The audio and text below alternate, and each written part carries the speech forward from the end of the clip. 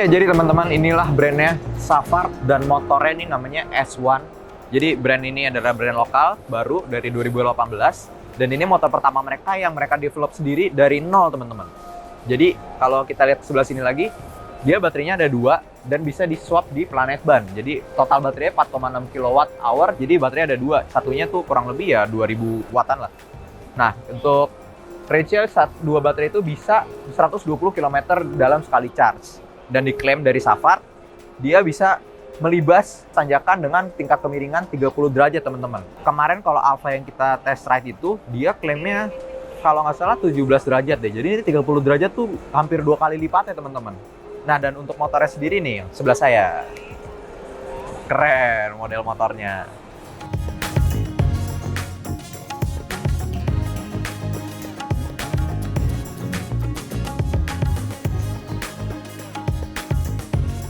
Sekarang kita bahas ke desainnya, teman-teman. Jadi kalau secara keseluruhan dilihat motornya ini panjang. Modelnya kayak itu yang BMW CE04.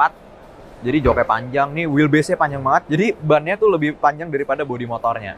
Dan sekarang kita maju ke bagian depan. Bagian ada DRL-nya juga. Terus lampu utamanya dia udah proyektor, teman-teman. Terus lampu sennya juga sudah LED. Terus ini modelnya kotak-kotak gitu ya. Terus windshield-nya kecil gini. Ada tempat plat nomornya di bagian sini.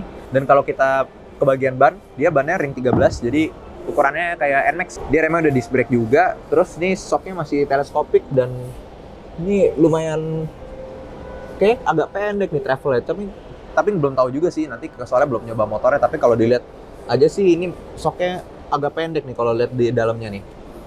Terus kalau kita lihat ke bagian sampingnya sekarang, dia motornya panjang, nih modelnya bisa selonjoran, terus ini ada footstep-nya juga. Untuk lihat dari samping sih simple ya modelnya, teman-teman ya. Futuristis ya. Tetap di simple. Terus nih finishnya nih warna biru metalik. Jadi ada beberapa warna yang bisa teman-teman pesan nanti. Dan untuk bagian belakangnya, teman-teman, lebih panjang daripada bodinya nih bagian bannya. Dia armnya model 2 nih, besi. Terus shocknya juga 2 dan ini adjustable preloadnya. Terus bannya juga sama, masih ring 13 juga bagian belakang.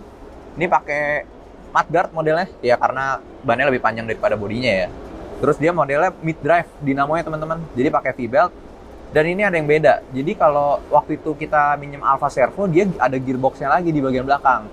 Nah, kalau di Savart S1 ini berbeda. Jadi gearboxnya udah jadi satu sama dinamo motornya. Terus untuk pengereman juga bagian belakang juga sudah disc brake. Nah, sekarang kita ke bagian cockpit, teman-teman. Yuk. Jadi untuk motor ini udah keyless, udah pasti.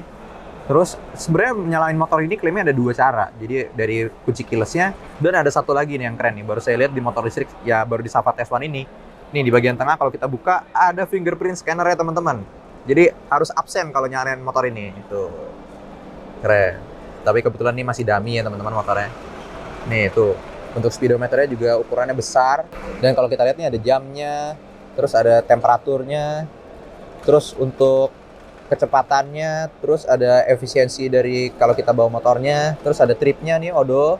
Terus nih kayaknya ada mode berkendaranya juga nih, kalau sekarang di normal. Terus yang jelas ada kecepatan dan kapasitas baterainya nih. Dan kalau untuk bagian stangnya nih, keren nih, ada detail-detailnya, ada logo Savartnya, terus di bagian hand gripnya ada tulisan Savart juga. Tapi kalau untuk yang lainnya, untuk bagian sen nih, hazard, lampu jauh lebih dekat, mode, terus nih klakson.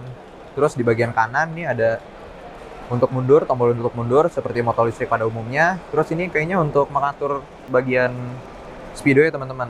Dan ini untuk nyala matiin motornya. Jadi untuk bagian stangnya sih fitur-fiturnya umum lah ya, teman-teman. Terus kalau kita lihat ke bagian bawahnya lagi, ada tempat penyimpanan, ada 2. Ini ada box di bagian kanan kiri. Tapi kalau dilihat sih nggak ada colokan chargernya ya, USB ya. Oh, ada di sebelah kanan ternyata. Ini ada. Keren, ada 2. Ada USB biasa dan Type-C, teman-teman. Dan ini kalau kita masukin handphone berukuran 6,7 inci, wih, muat dong. Bisa ditutup. Jadi aman kalau lagi dicas dan ditutup. Sekarang kita pindah ke bagian joknya, teman-teman. Joknya panjang dan nggak lebar-lebar banget sih nih. Keren, warnanya abu-abu, ada jahitan biru-birunya nih kayak listrik-listrik gitu deh. Terus ada warna hitamnya juga nih. Jadi dua warna kombinasi, terus pemanisnya warna jahitan biru. Terus kalau kita buka, kita cek bagian bagasinya. Wih, ini joknya nggak bisa tinggi-tinggi banget ya.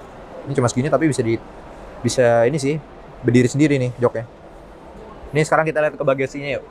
Nah, kalau untuk bagasinya ini tetap ada nih, bisa naruh barang, bukan helm sih, tapi kalau jas hujan nih pasti bisa, sarung tangan mungkin. Terus bagian depannya nih, dia menyimpan baterainya ada dua.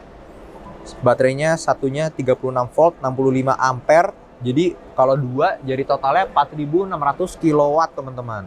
Bisa menempuh jarak 120 km dalam sekali charge.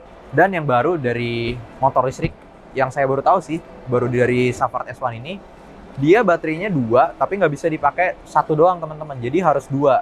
Jadi kalau misalnya teman-teman nanti beli motor ini pakai gitu kan, kalau baterainya habis, jadi harus langsung dua-duanya diganti. Nah sekarang ke posisi berkendara ya teman-teman.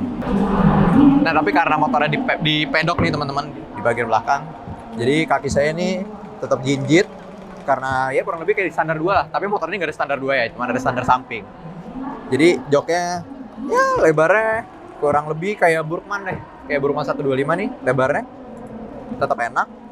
Dan ini kalau posisi berkendara, nih agak bagian stangnya ini agak ke bawah gitu ya, pendek ya. Jadi naik motornya kayak agak maju gini. Gimana ya? Kalau duduk tegak sih oke-oke aja sih. Terus kalau selonjoran juga oke. Bagian bokongnya juga enak nih, ada supportnya. Tapi bagian kanan kirinya nggak kurang lebar ya sebenarnya, kayak bagian pantatnya nih. Terus kalau kita pindah nih ke bagian pembonceng nih, kita mundur dikit aja nih biar nyoba. Kalau kita duduk di bagian pembonceng sih enak juga, cuman ini kayaknya agak kurang panjang nih bagian pemboncengnya. Kayaknya kalau duduk mundur dikit kayak harus agak kena behel nih duduknya. Ya jadi teman-teman, begitulah review dari Safard S1. Motor ini akan dibanderol dengan harga 40 jutaan. Jadi motor ini ready dan bisa teman-teman bawa pulang dalam 3 bulan lagi lah kurang lebih. Jadi nanti akan ada test ride-nya lagi. Ya, jadi teman-teman pantengin terus di channel otomotifkompas.com. Jadi jangan lupa like, comment, share, dan subscribe. Dan nyalakan lonceng notifikasinya. Pamit, terima kasih.